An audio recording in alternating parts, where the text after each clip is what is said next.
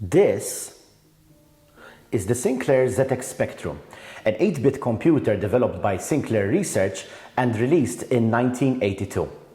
The ZX Spectrum was a very popular computer, selling over 5 million spectrums worldwide. I'm planning a mini documentary on the ZX Spectrum, covering its history and showing what the unit can do. But before I can do that, I need to connect it to a monitor so you can actually see what's going on. In today's video, I'm going to show you a hassle-free way of connecting a ZX Spectrum to a modern monitor or TV.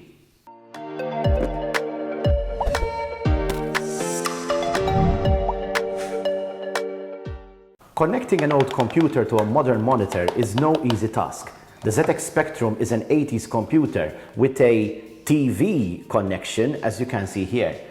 That's designed to connect to the aerial port on your old TV. The way it would work is that the user would connect the Spectrum to their TV and use the TV as a monitor. Well, that's where this comes in. This is the ZX HD. Well, not this is just the box it came in. But the ZX HD is a product from Byte Delight, a company selling parts for retro computers, including the ZX Spectrum, by Ben Versteeg from the Netherlands. Ben doesn't just stock parts, he makes them too, and the ZX HD is just one product. The ZX HD is an HDMI interface for the ZX Spectrum. With it, you can connect your Spectrum to an HDMI TV or monitor.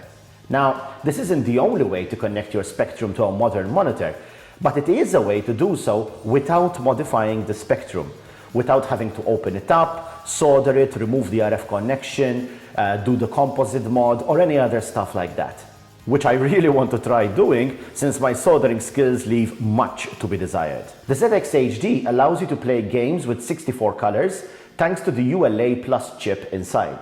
It also supports ZX Spectrum 1 to 8 video memory and supports games making use of border and multicolor effects. Ben has calibrated the colors from the unit to replicate the original look and feel of the Spectrum, as you'd see it from a display of the time. As a bonus, the unit also has an edge connector, so you can connect other devices to it, such as an SD card storage solution or other stuff. Okay, let's get this unit assembled. All you need is a Phillips head screwdriver. Okay, so let's see what we get in the box. So right off the bat, we have the manual here, as you can see, ZX HD, the HDMI interface for the ZX Spectrum. Okay, there's even a link to the YouTube channel here with a guide. Then we have other products by Byte Delight. So we have the joystick add-ons, mouse add-ons, Ethernet interface for the Spectrum. That could actually be quite interesting. SD card storage, and oh, there's more here. Rainbow LEDs for the keyboard. So yeah, if you're into retro computers, especially the ZX Spectrum, I really recommend you check this out. There's my invoice. Okay, and now we get to the main event. So this is the case for the ZX HD. It looks maybe 3D printed, but I'm not entirely sure. It fits in with the color scheme of the ZX Spectrum. Okay, there's an LED glass plastic see-through thingy here. We get an HDMI cable, okay, which is pretty cool. Now it's not a normal HDMI cable. As you can see on this side, it's HDMI, and on this side, I believe that is mini HDMI. Okay.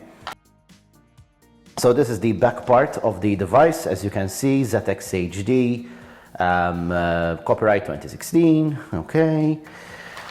This is what I can only assume is the Raspberry Pi Zero. Okay, so this kit actually uses a Raspberry Pi, okay, to power the conversion and upscaling it has to do from the Spectrum's graphical output to HDMI. And this is the edge connector. Okay, so this is the connector that will connect the ZX HD to the Spectrum and also allow other stuff to be connected on this side of the connector here. Let's see, oh, there's more stuff in here. This is the main chip itself. So this is the ZX HD chipset that goes into that cartridge that we saw earlier. And there's a micro SD, and I don't know whether there's a, oh yes, there seems to be a micro SD card in there, and there are also some screws here. Right, so let's now assemble the thing. Okay, so I'm reading the assembly instructions here, and the first step is to get this lower board here, where you can see the serial number, and we'll put it down right here, and then we'll get the ZX HD and line up the pins on this part here. So in my case, I have to turn it around and just carefully insert the board into this thing. Now, you might say that I need glasses, but actually, I'm now starting to understand all those YouTubers who say that working on a desk whilst trying to film yourself is so difficult. I have my camera up here and it really gets in the way. I need to find a better solution for this. But you know, you have to start somewhere, I guess. Why is this thing not going in? Am I doing something wrong here? It looks fine.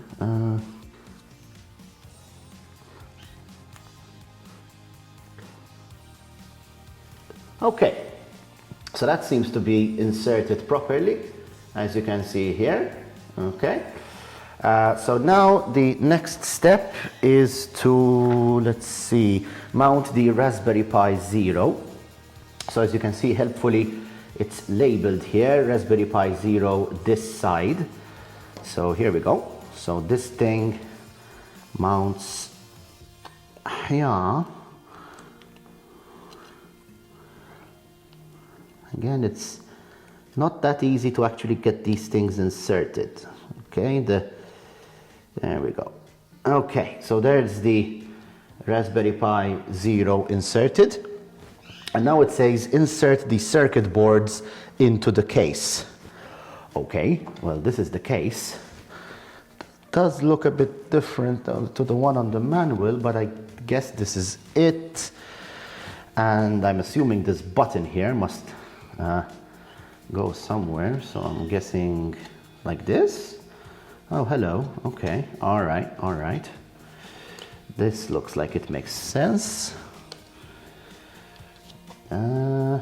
Yeah, that looks right. Okay, and yeah, there's the button here. Yep, which is clickable. Okay. So next step is mount the back plate with the 4 included screws. Mount the back plate with, okay, so I guess this goes here. And that looks fine. So all we need to do now is screw it in.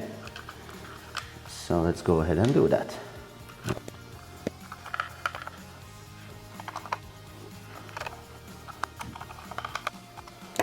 Okay, that's properly screwed.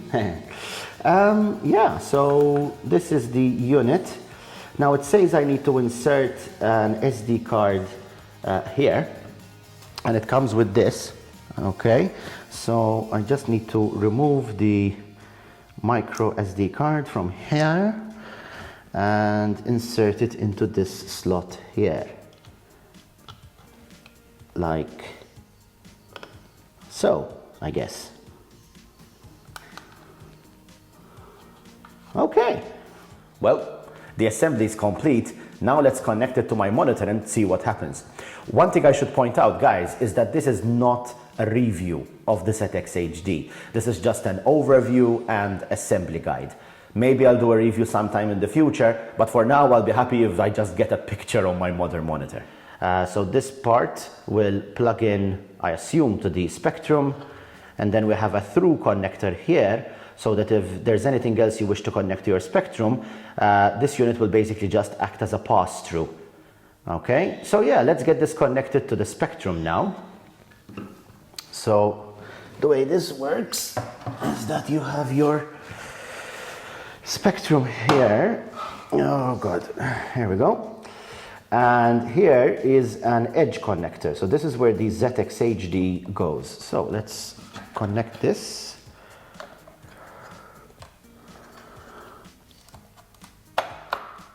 There we we go. Oh yes, that is very, very sexy. As you can see, the color pretty much matches perfectly. The Spectrum logo on it is a really, really nice touch. So the last part is to actually connect the HDMI cable, which the micro side is here. And that goes here in the side of the unit, right in this part here. So let's see, small on top. Oh boy, oh God, oh. Small on top. It's a bit of a weird angle to do this, but all right, yes. And there it is. Let's go ahead and test it out. Okay, so as you can see here, I have my Spectrum connected to the ZX HD, which is in turn connected to my monitor via HDMI 1. Now the Spectrum famously doesn't have an on-off switch, so once I connect this power cable, it should just power on, and hopefully we should see a signal on the monitor. I haven't tested this yet, so let's see if it works. So, just need to put this here. And I get a blue LED. Oh, hello, it's working! So as you can see, my monitor is complaining here. It's saying the screen is not currently set to the recommended resolution. Well, it's not gonna be. It's using a 1824 by 984 resolution. And as you can see, it's saying ZX HD up here, version 1.02. And it's supposed to be interlaced. We also see a blue LED on the unit here itself. Now what I need to do to get this working, hopefully, is to just press the reset button, as it says here, press reset to start, and I should get my Spectrum signal going through. So let's see.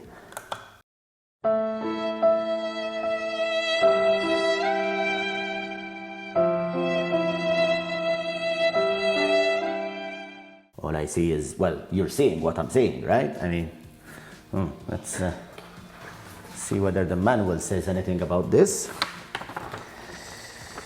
Always disconnect your power from before connecting, starting the automatic interlaced mode. Okay. 1 hour later. Well, it took a while, but I finally got it working.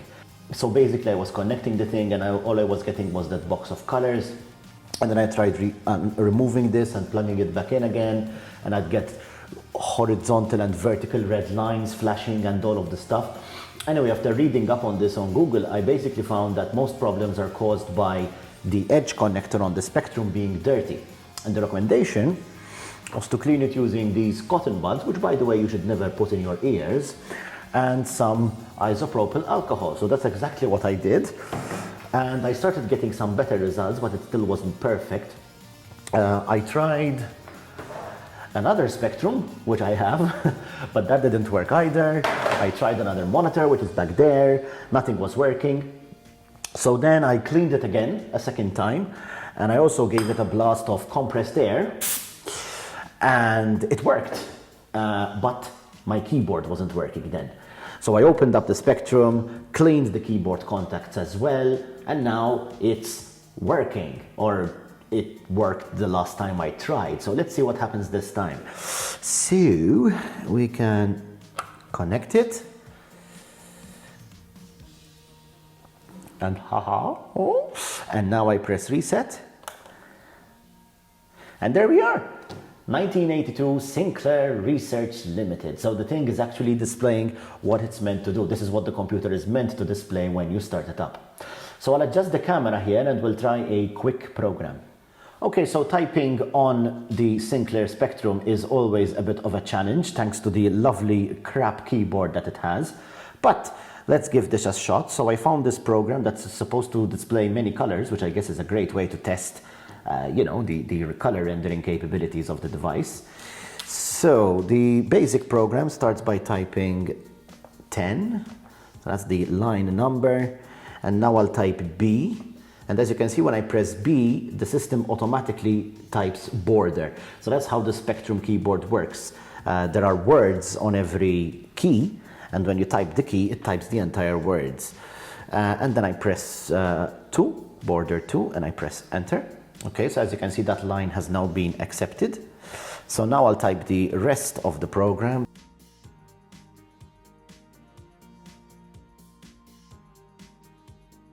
Okay, so that's the basic program. Now what we need to do is press R for run and press enter. And yeah, as you can see, we get some weird and interesting colors here on the border. Okay, there is this slightly weird artifact here, as you can see. It's not in line, but overall, I think this actually looks good. Now to stop this program, we need to press space and symbol shift simultaneously. So, yeah, that doesn't work, does it? No, space and symbol shift. That's supposed to be break. Interestingly, when I press symbol shift, you'll notice that the border moves down. But anyway, space, symbol shift. Okay, no, break. Maybe cap shift. Okay, all right. No, it's actually cap shift and break. All right. So now if I type K for list, yeah, there you go. We get back to our program. Okay. Okay. Let's see if we can find something a bit more interesting. So it took me a very long time to get used to the Spectrum keyboard and type this program, but what this thing is supposed to do is generate random lines on screen. So let's see if this works. We'll run it. And oh my God, it actually does work. Okay, so as you can see here, again, another very basic program, and the ZX HD has been working just fine, whilst it took me forever to type that, and these lines are being generated. As you can see behind me, the unit seems to be working just fine. Now, of course, these are only some basic programs written in BASIC. Basic programs written in BASIC. Yeah, the real test would be to get a game working on this unit so we can really see what it looks like with proper graphics. But I can't do that yet because although this Spectrum here is labeled as being a 48K model, it actually only has 16K of RAM, which means I can't run any games. So I'll get that upgraded, hopefully in an upcoming video, and you can see what games look like on this thing. I'll be creating a mini documentary about the ZX Spectrum very soon, again covering its history and showing its internals and even showing some software running on it. So if you want to learn more about this fantastic cheap computer from 1982, be sure to like and subscribe to my channel. You'll keep yourself up to date and it really helps the channel a lot. So I'll catch you in the next video, and as usual until then, thanks for watching.